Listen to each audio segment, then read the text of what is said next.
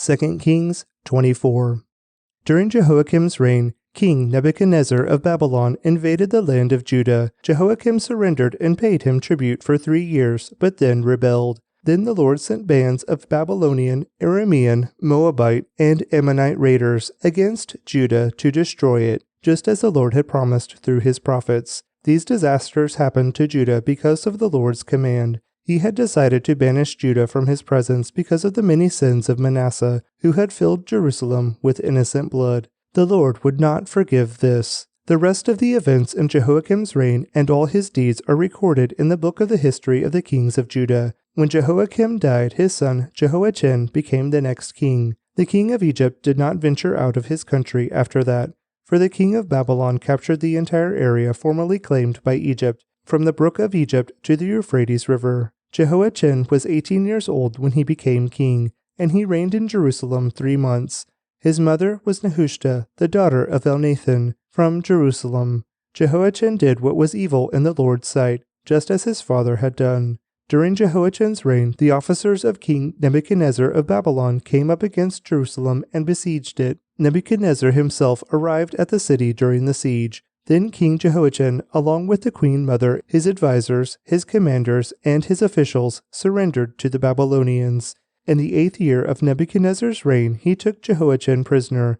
As the Lord had said beforehand, Nebuchadnezzar carried away all the treasures from the Lord's temple and the royal palace.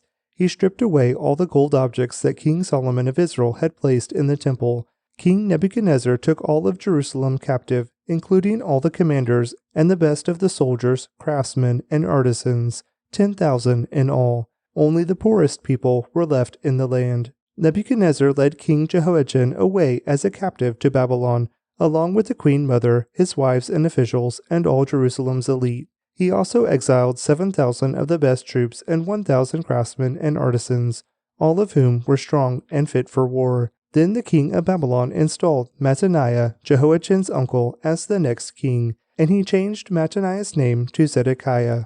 Zedekiah was 21 years old when he became king, and he reigned in Jerusalem 11 years. His mother was Hamutal, the daughter of Jeremiah from Libnah. But Zedekiah did what was evil in the Lord's sight, just as Jehoiakim had done. These things happened because of the Lord's anger against the people of Jerusalem and Judah, until he finally banished them from his presence and sent them into exile. Zedekiah rebelled against the king of Babylon. 2 Kings 25. So on January 15th, during the 9th year of Zedekiah's reign, King Nebuchadnezzar of Babylon led his entire army against Jerusalem. They surrounded the city and built siege ramps against its walls. Jerusalem was kept under siege until the 11th year of King Zedekiah's reign. By July 18th of the 11th year of Zedekiah's reign, the famine in the city had become very severe, and the last of the food was entirely gone. Then a section of the city wall was broken down. Since the city was surrounded by the Babylonians, the soldiers waited for nightfall and escaped through the gate between the 2 walls behind the king's garden. Then they headed toward the Jordan Valley. But the Babylonian troops chased the king and overtook him on the plains of Jericho, for his men had all deserted him and scattered. They captured the king and took him to the king of Babylon at Riblah, where they pronounced judgment on Zedekiah. They made Zedekiah watch as they slaughtered his sons. Then they gouged out Zedekiah's eyes, bound him in bronze chains, and led him away to Babylon. On August 14th of that year, which was the 19th year of King Nebuchadnezzar's reign, Nebuzaradan, the captain of the guard and an official of the Babylonian king, arrived in Jerusalem. He burned down the temple of the Lord, the royal palace, and all the houses of Jerusalem. He destroyed all the important buildings in the city. Then he supervised the entire Babylonian army as they tore down the walls of Jerusalem on every side. Then Nebuzaradan, the captain of the guard, took as exiles the rest of the people who remained in the city, the defectors who had declared their allegiance to the king of Babylon, and the rest of the population. But the captain of the guard allowed some of the poorest people to stay behind to care for the vineyards and fields. The Babylonians broke up the bronze pillars in front of the Lord's temple, the bronze water carts, and the great bronze basin called the sea, and they carried all the bronze away to Babylon. They also took all the ash buckets, shovels, lamp snuffers, ladles, and all the other bronze articles used for making sacrifices at the temple. The captain of the guard also took the incense burners and basins and all the other articles made of pure gold or silver. The weight of the bronze from the 2 pillars, the sea, and the water carts was too great to be measured. These things had been made for the Lord's temple in the days of Solomon. Each of the pillars was 27 feet tall. The bronze capital on top of each pillar was 7.5 feet high and was decorated with a network of bronze pomegranates all the way around. Nebuzaradan, the captain of the guard, took with him as prisoners Seraiah the high priest, Zephaniah the priest of the 2nd rank, and the 3 chief gatekeepers. And from among the people still hiding in the city, he took an officer who had been in charge of the Judean army, 5 of the king's personal advisors, the army commander's chief secretary, who was in charge of recruitment, and 60 other citizens. Nebuzaradan, the captain of the guard, took them all to the king of Babylon at Riblah. And there at Riblah, in the land of Hamath, the king of Babylon had them all put to death, so the people of Judah were sent into exile from their land. Then King Nebuchadnezzar appointed Gedaliah, son of Ahikam, and grandson of Shaphan, as governor over the people he had left in Judah. When all the army commanders and their men learned that the king of Babylon had appointed Gedaliah as governor, they went to see him at Mizpah. These included Ishmael, son of Nethaniah, Johanan, son of Kareah, Seraiah, son of Tahumath the Netophathite, Jezaniah, son of the Maaccathite, and all their men. Gedaliah vowed to them that the Babylonian officials meant them no harm. Don't be afraid of them. Live in the land and serve the king of Babylon, and all will go well for you, he promised. But in mid-autumn of that year, Ishmael, son of Nethaniah, and grandson of Elishama, who was a member of the royal family, went to Mizpah with 10 men and killed Gedaliah. He also killed all the Judeans and Babylonians who were with him at Mizpah. Then all the people of Judah, from the least to the greatest, as well as the army commanders, fled in panic to Egypt, for they were afraid of what the Babylonians would do to them. In the 37th year of the exile of King Jehoiachin of Judah, Evil-Merodach ascended to the Babylonian throne. He was kind to Jehoiachin and released him from prison on April 2nd of that year. He spoke kindly to Jehoiachin and gave him a higher place than all the other exiled kings in Babylon. He supplied Jehoiachin with new clothes to replace his prison garb and allowed him to dine in the king's presence for the rest of his life. So the king gave him a regular food allowance as long as he lived. Acts of the Apostles 23. Gazing intently at the high council, Paul began, "Brothers, I have always lived before God with a clear conscience." Instantly, Ananias the high priest commanded those close to Paul to slap him on the mouth. But Paul said to him, "God will slap you, you corrupt hypocrite. What kind of judge are you to break the law yourself by ordering me struck like that?" Those standing near to Paul said to him, "Do you dare to insult God's high priest?" "I'm sorry, brothers. I didn't realize he was the high priest," Paul replied. "For the scriptures say, 'You must not speak evil of any of your rulers.'"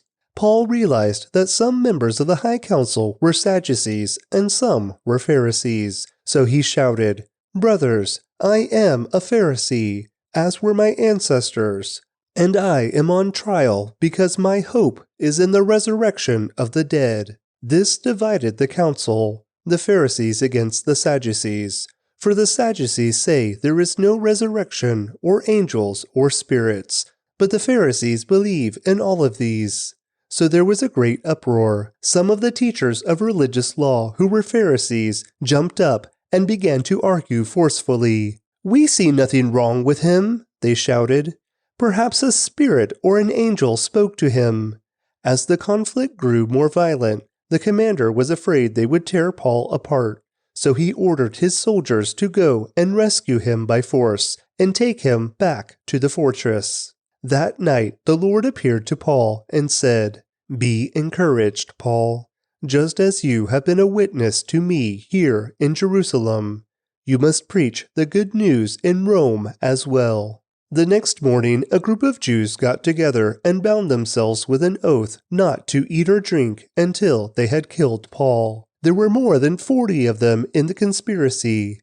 They went to the leading priests and elders and told them, "We have bound ourselves with an oath to eat nothing until we have killed Paul. So you and the high council should ask the commander to bring Paul back to the council again. Pretend you want to examine his case more fully.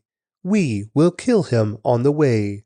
But Paul's nephew, his sister's son, heard of their plan and went to the fortress and told Paul. Paul called for one of the Roman officers and said, "Take this young man to the commander. He has something important to tell him." So the officer did, explaining, "Paul the prisoner called me over and asked me to bring this young man to you because he has something to tell you." The commander took his hand, led him aside, and asked, "What is it you want to tell me?" Paul's nephew told him, "Some Jews are going to ask you to bring Paul before the high council tomorrow, pretending they want to get some more information. But don't do it. There are more than 40 men hiding along the way, ready to ambush him. They have vowed not to eat or drink anything until they have killed him. They are ready now, just waiting for your consent. Don't let anyone know you told me this," the commander warned the young man. Then the commander called 2 of his officers and ordered, "Get 200 soldiers ready to leave for Caesarea at 9 o'clock tonight. Also, take 200 spearmen and 70 mounted troops. Provide horses for Paul to ride and get him safely to Governor Felix." Then he wrote this letter to the governor. From Claudius Lysias, to His Excellency, Governor Felix. Greetings. This man was seized by some Jews, and they were about to kill him when I arrived with the troops. When I learned that he was a Roman citizen, I removed him to safety. Then I took him to their high council to try to learn the basis of the accusations against him. I soon discovered the charge was something regarding their religious law, certainly nothing worthy of imprisonment or death. But when I was informed of a plot to kill him, I immediately sent him on to you. I have told his accusers to bring their charges before you. So that night, as ordered, the soldiers took Paul as far as Antipatris. They returned to the fortress the next morning, while the mounted troops took him on to Caesarea.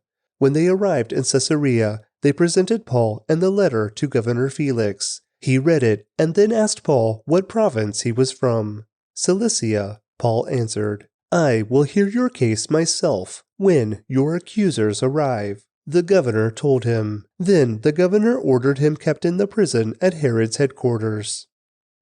Proverbs 19. Better to be poor and honest than to be dishonest and a fool. Enthusiasm without knowledge is no good. Haste makes mistakes. People ruin their lives by their own foolishness and then are angry at the Lord. Wealth makes many friends. Poverty drives them all the way. A false witness will not go unpunished, nor will a liar escape.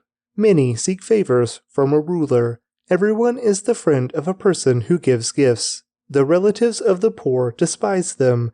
How much more will their friends avoid them? Though the poor plead with them, their friends are gone. To acquire wisdom is to love yourself. People who cherish understanding will prosper. A false witness will not go unpunished, and a liar will be destroyed.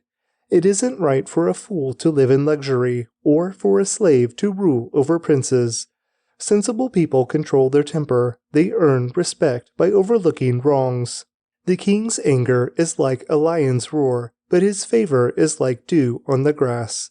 A foolish child is a calamity to a father.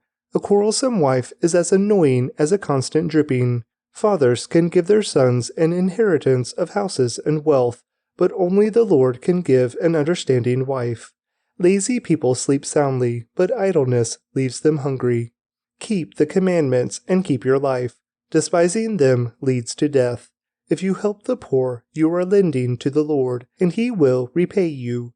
Discipline your children while there is hope, otherwise you will ruin their lives. Hot-tempered people must pay the penalty. If you rescue them once, you will have to do it again. Get all the advice and instruction you can, so you will be wise the rest of your life. You can make many plans, but the Lord's purpose will prevail. Loyalty makes a person attractive. It is better to be poor than dishonest. Fear of the Lord leads to life, bringing security and protection from harm. Lazy people take food in their hand, but don't even lift it to their mouth. If you punish a mocker, the simple-minded will learn a lesson. If you correct the wise, they will be all the wiser. Children who mistreat their father or chase away their mother are an embarrassment and a public disgrace. If you stop listening to instruction, my child, you will turn your back on knowledge. A corrupt witness makes a mockery of justice. The mouth of the wicked gulps down evil. Punishment is made for mockers, and the backs of fools are made to be beaten. Psalm 112. Praise the Lord. How joyful are those who fear the Lord and delight in obeying His commands. Their children will be successful everywhere. An entire generation of godly people will be blessed. They themselves will be wealthy, and their good deeds will last forever. Light shines in the darkness for the godly. They are generous, compassionate, and righteous. Good comes to those who lend money generously and conduct their business fairly. Such people will not be overcome by evil. Those who are righteous will be long remembered. They do not fear bad news. They confidently trust the Lord to care for them. They are confident and fearless and can face their foes triumphantly. They share freely and give generously to those in need. Their good deeds will be remembered forever. They will have influence and honor. The wicked will see this and be infuriated. They will grind their teeth in anger. They will slink away, their hopes thwarted.